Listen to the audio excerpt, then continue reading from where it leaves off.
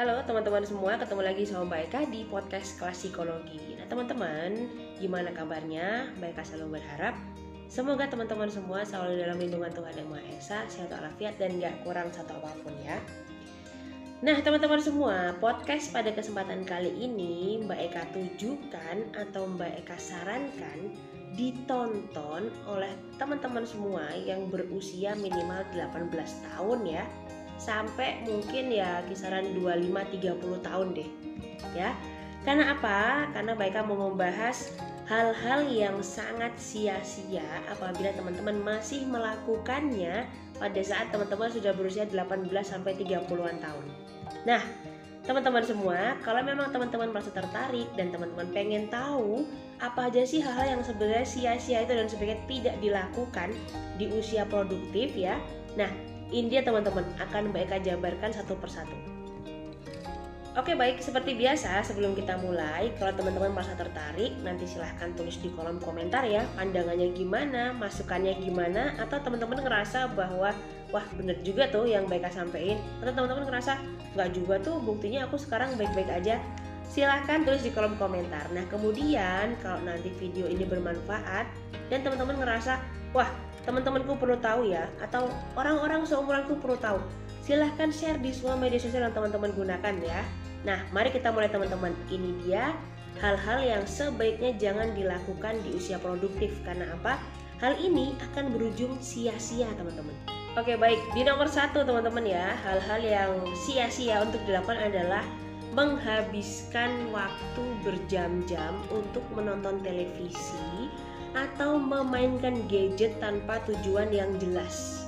Oke, nah di zaman sekarang, terutama setelah kita melalui masa pandemi 2 tahun, peningkatannya sangat pesat nih. Orang-orang yang jadi lebih banyak menghabiskan waktu di depan televisi, di depan gadget ya. Tapi kalau tujuannya nggak masalah.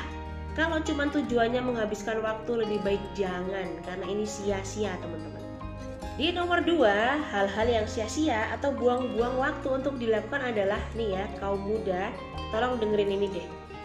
Menjalin hubungan atau cari pacar karena kamu sedang ngerasa kesepian atau cuman lagi bosen sendirian ya. Jangan lakukan, karena apa? Mbak Eka yakin seminggu kalian berhubungan pasti udah bentrok, udah ribut ya, udah bikin berantem. Nah lebih baik jangan lakukan. Kalau cuman kalian pengen cari pasangan, itu tujuannya untuk menghilangkan rasa sepi dan menghilangkan rasa bosan. Lanjut ya, di nomor 3 teman-teman, hal yang sia-sia itu adalah ikut campur dalam urusan orang tanpa diminta. Itu bahaya. Jadi kita tuh bukan membantu mereka menyelesaikan masalah, tapi yang ada malah kita itu jadi ketularan masalah mereka. Perlu teman-teman ketahui ya, jadi ketularan dalam tanda petik bukan penyakit menular ya. Namun kayak gini teman-teman, kadang kalau kita nggak siap secara mental, kita nggak siap secara psikologis, terus kita ikut campur urusan orang ya, terutama yang paling gampang dia itu ada di gadget. Ada apa dikomenin yang jelek-jelek, dikomenin yang bikin orang emosi. Mungkin tujuan dia itu supaya dapat perhatian ya, supaya dapat naik follower, naik subscriber dan lain sebagainya. Tapi percaya deh, di kehidupan nyata kalau kita terlalu banyak ikut campur urusan orang, secara psikologis, secara mental dan emosional, itu artinya kita sedang gak baik-baik aja teman-teman. Karena apa? Dampaknya luar biasa, bikin kita jadi moody, bikin kita jadi emosi loh ikut campur urusan orang. Nah maka Mbak Eka sarankan lebih baik menghindari terlalu banyak ikut campur dalam menyelesaikan permasalahan orang lain. Bahkan kalaupun kita diminta, misalnya kita tidak punya kapasitas buat menyelesaikan, jangan diambil. Katakan aja aku nggak bisa, aku nggak ngerti. Mungkin kamu bisa cari orang lain yang lebih paham atau lebih ngerti permasalahan yang sedang kamu hadapi.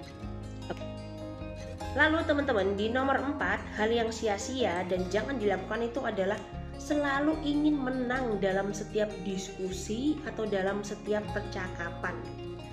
Percaya deh, sekali, 2 kali, 3 kali kita akan puas. Tapi berikutnya orang-orang akan menjauhi kita dan anggap kita kayak sok tahu, sok pinter, omong doang dan lain sebagainya.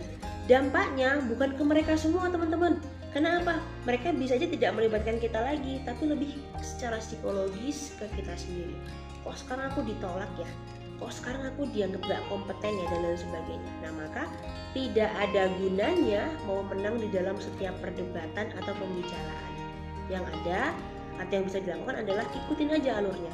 Saat kita perlu ngomong ya kita ngomong, kalau memang kita lebih baik diam ya udah diam. Lalu teman-teman, di nomor 5 ya, hal yang sia-sia atau jangan kalian lakukan di usia produktif itu adalah jadi people pleaser atau orang yang selalu ingin membahagiakan orang lain dan tidak memikirkan dirinya sendiri. Contohnya gimana Mbak Eka? Gampang. Kadang banyak ya anak-anak usia SMA, usia kuliah atau orang-orang yang sudah bekerja di umur 20-an, ketika Mbak Eka tanya cita-citamu apa? Dia jawab mau membahagiakan orang tua. Nomor 1 tuh pasti paling banyak seperti itu. Nah, kemudian mereka bertanya, ketika kamu membahagiakan orang tua itu kamu sudah punya apa? Misalnya seperti itu ya.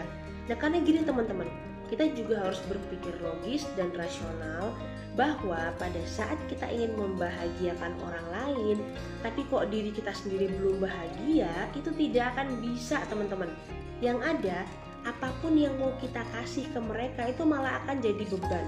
Belum lagi ketika kita sudah punya pasangan dan sebagainya, kita bercita-cita mulia, tapi kita tidak melihat kemampuan kita tuh bisa nggak untuk mencapai ke sana. Nah, maka jangan melakukan hal-hal yang sifatnya ingin membahagiakan semua orang. Karena apa? Kita hidup di dunia ini bukan untuk membahagiakan semua orang teman-teman. Tapi ketika hidup kita sudah settle, sudah nyaman, maka silakan lakukan. Karena itu memang benar-benar baik dan membantu banyak orang. Oke, lanjut di nomor 6 teman-teman ya. Hal-hal yang buang-buang waktu itu adalah mengada-ngadakan masalah sampai kita lupa dengan permasalahan kita sendiri itu apa. Nah, contohnya gimana ya? Contohnya nih, misalnya untuk teman-teman yang lagi S1 gitu ya, atau lagi S2 dan lain sebagainya. Teman-teman susah nih, bingung pengen ngerjain skripsinya, pengen ngerjain tugas akhir dan lain sebagainya. Tapi karena kita tidak punya kapasitas atau mungkin kita nggak dapat kesempatan untuk ngobrol sama dosen-dosen tertentu ya. Nah, maka yang terjadi apa? Kita menyalahkan lingkungan, kita menyalahkan diri sendiri, menyalahkan orang tua, ini bukan jurusan yang aku mau dan lain sebagainya. Padahal permasalahan utamanya adalah di diri kita sendiri. Karena apa? Orang-orang yang mengaku dirinya sudah dewasa, pasti mereka tahu betul dampak atau konsekuensi dari setiap keputusan yang mereka buat. Nah, maka dengan menambah masalah atau dengan mengada-ngadakan masalah itu tidak menyelesaikan, tapi malah bikin kita jadi pusing sendiri dan bingung. Ini ngurainya mau dari mana gitu ya. Nah, maka daripada seperti itu, duduk tenang, teman-teman cari solusi dan kerjakan semua dengan baik ya.